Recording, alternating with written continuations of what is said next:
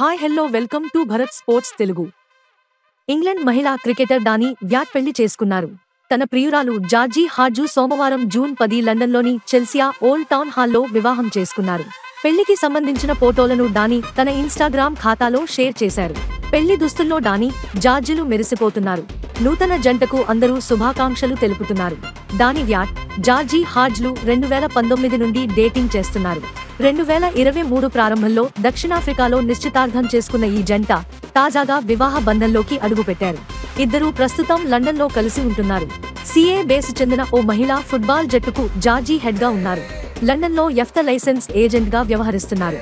ఇక 33 ఏళ్ల VAT England తరపున ఇప్పటివరకు 2 టెస్టులు, 110 వన్డేలు, 156 టీ20లు ఆడారు. వన్డే, టీ20ల్లో 2 సెంచరీలు చేశారు. ఇలాంటి స్పోర్ట్స్ అప్డేట్స్ కోసం like, share and subscribe to Bharat sports Telugu.